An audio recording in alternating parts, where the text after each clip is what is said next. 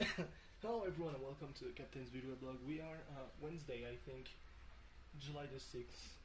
I'm not entirely sure. I think we are, yeah, because we're Thursday morning. It's almost 6 in the morning. And Portugal has qualified by winning in the first 90 minutes. Wow, good for you, Portugal. God damn it, they beat Wales. So, at one point, and at the very beginning of the match,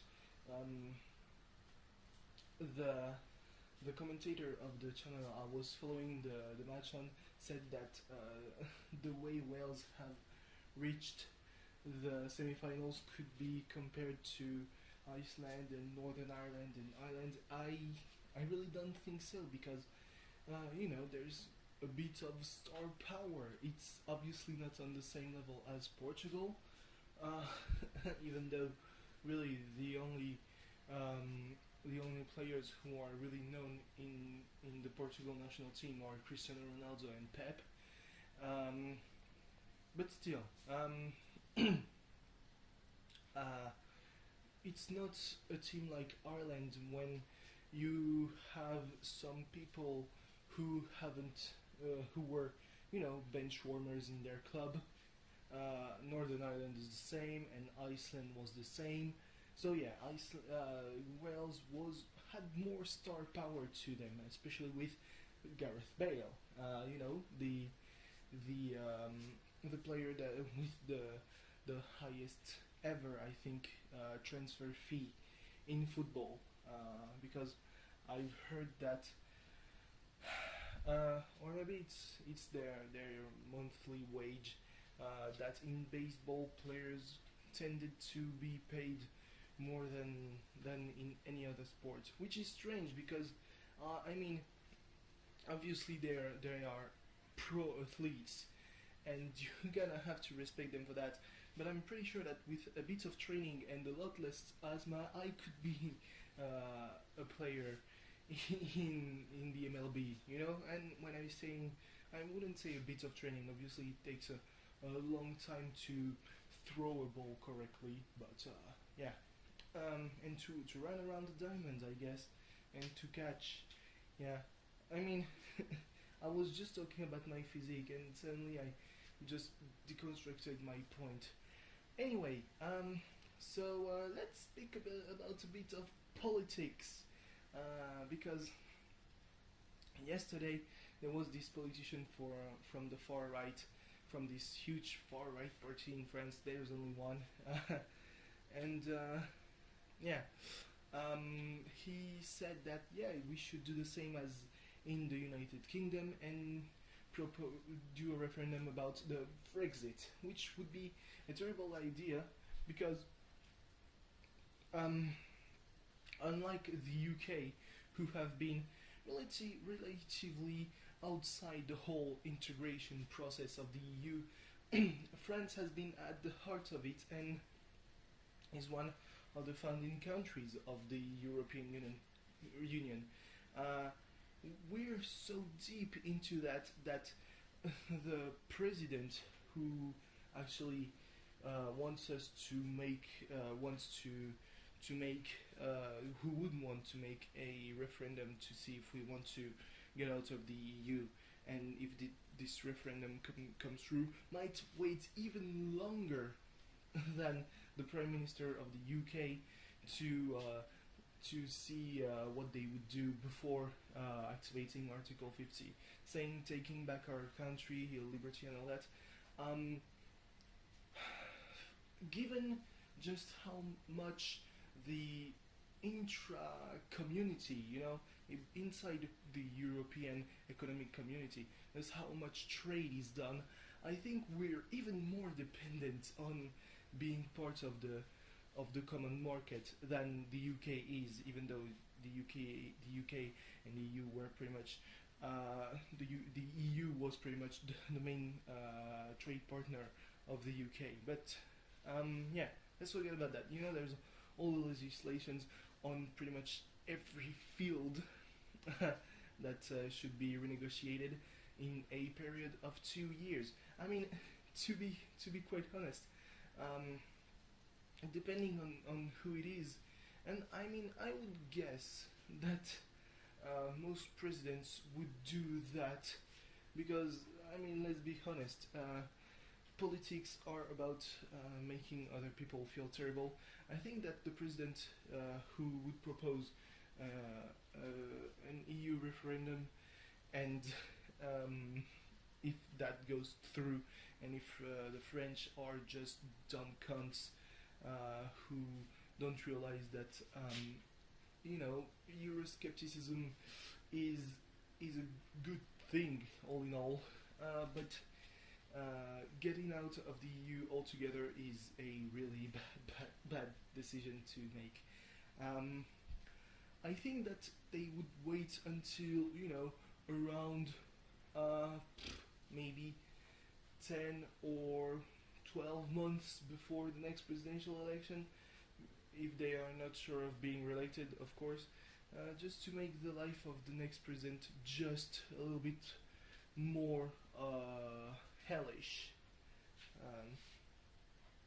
during the negotiation, because suddenly you're president and you're officially in charge of pursuing Article 50 and all negotiations, and if your electoral promises weren't on the same basis as our program, well, you're in for some tough shit, lad. He's also talked about freedom, where it's not really freedom, it's just making us in a sense it's freedom, because there's a lot of points to agree when they're saying, yeah, we're re-establishing our national borders and all that, but basically we're putting ourselves out of some shackles to put ourselves in more shackles. Oh boy, this is literally an Iron Maiden. What am I doing? So yeah, it's dumb. And apparently the bill for the new Labour bill has been forcefully passed. Oh boy, isn't it funny? And then there was this vote of no confidence that didn't pass. Fuck.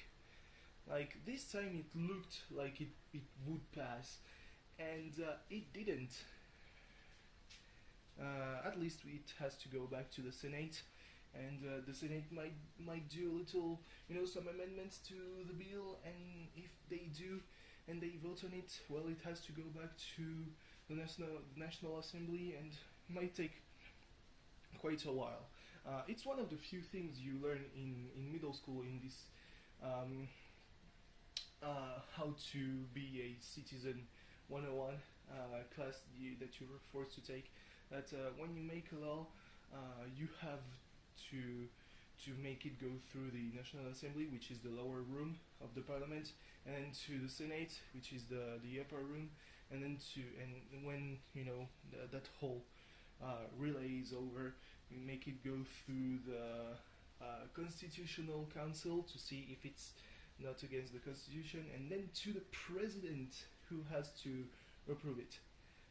And at any point it can be totally rewritten or cancelled, and even when the President, when it's signed by the President that it's over. But this bill is the work of our Prime Minister, so obviously when it reaches the desk of the President, he will sign it, he won't veto it.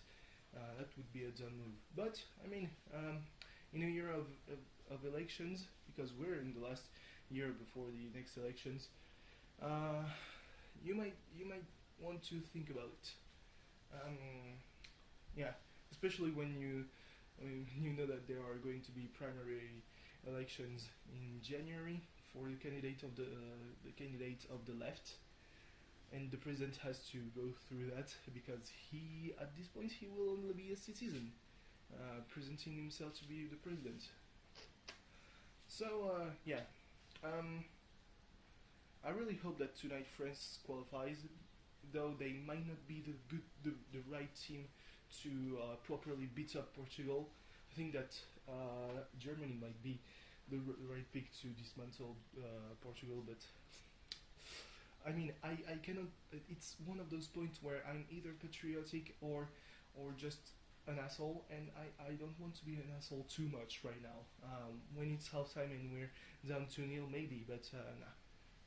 So anyway, let's talk a bit about NXT because I actually stayed awake long enough to watch NXT. I'm not gonna be too long because yesterday was 20 minutes and I thought like, what am I even doing? I said that I would stop that.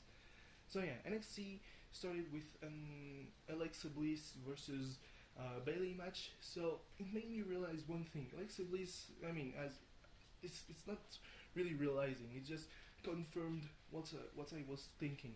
Alexa Bliss is part of this transitional generation, pretty much, because she's the only one to really have started winning when all the other women who have come out of the performance center were still jobbing and still are majorly jobbing. And she's very talented, and at one point she might even run for the NXT title. That sounded weird.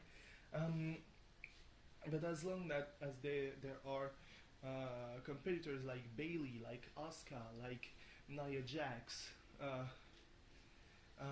she isn't going to have a clear shot at the title, and that's kind of sad because I mean her ring work, as seen in her match against Bailey, is very sound, very solid, and she has the facial expressions on point. She's a heel and not that weird face that she was at the beginning. Yeah, that was really strange. Looked just weird. There were a lot of promos hyping the 2 out of 3 falls that happened later in the night. Also for the Nakamura Baylor match that happens next week, and I'm really hyped. And then there was supposed to be a match between the Hype Bros and Blake and Murphy, and if I am to believe Corey Graves and Tom Phillips, Murphy is the only one to have survived Rhino goring everyone. So that was a waste of time.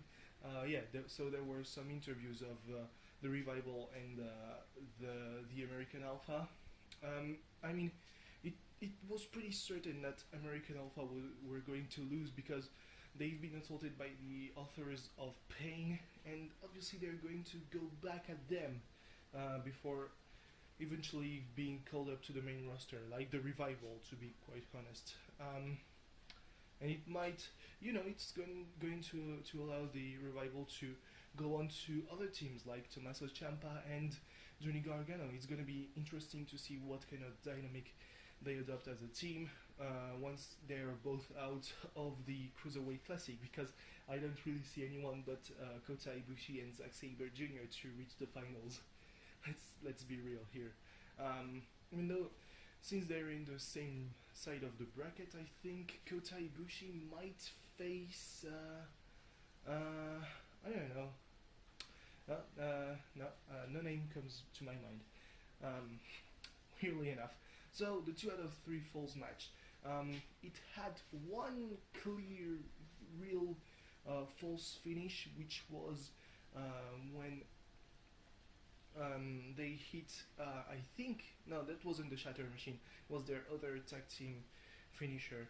I'm talking about the Revival. You know, the one in the corner. I don't know.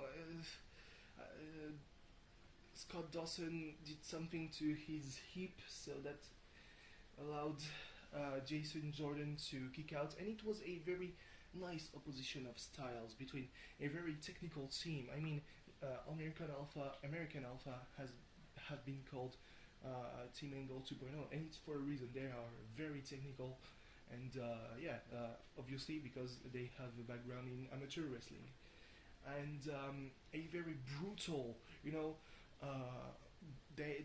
it's really the grind that the Revival are really looking like. They are grinding into their opponents if they are too tough, because otherwise it's just a squash. Um, it was really interesting that the first fall came to American Alpha, even though it might have been too obvious that the revival would win if they had the first fall. I don't know, but I mean, it ended 2-1 for the revival, and I've never, I think, never seen 2 out of 3 falls match that ended in a 2-0. So yeah, it was with oh, what was it actually? I don't remember the first fall. It was Jason Jordan who did it, and then he was the one to suffer the fall from the revival. It was actually a submission on a reversed figure 4, and then the finish was really clever from the revival. They eliminated Jason Jordan from the equation, and then they did the shatter machine on the on the ring apron on Gable, and when Wilder hit the double knee face breaker, he, you know, instead of letting the opponent rebound and go for the outside of the ring for some breathing room that would have allowed it Gable to possibly kick out, or even reverse completely the thing, and Jason Jordan and Gable do a sweep and clear out the revival to score the second fall. Wilder held on to Jordan, rolled him back into the ring, and I think it was Dawson, who was the legal man, scored the win. Really clever ring work. So yeah, it's really good to have good teams, because if you look at the current status of the tag team division, it looks like there is no mid-card of the tag teams. There is just currently Enzo and Cass, the club, who are more of 2 guys following 1 man, the New Day and the Wyatt family, and there's the rest with the Usos, the Vaudevillains, the Ascension, the Dudleys. Are there even a thing anymore? Golden Truth, Breezango, who might be featured on Raw and SmackDown, but for quick matches that don't really matter. So yeah, it's good to have some teams that can bring out something else. And American Alpha and the Revival both are teams that could bring out something else. Anyway, yeah, the draft is in 2 weeks, so as of now, no big announcements about who might come back. I would really hope that when the New Day go to the Wyatt's compound in Louisiana or in Florida, I don't even remember. I think that the compound has been relocated to some place called Snakebite or something like that, which is really sad pun. We might see, a dilapidated boat. Anyway, thanks for watching. See you tomorrow where I will probably only talk about football. Bye bye. And the Tour de France, they are arriving in the Massif Central, so some nice hills to climb.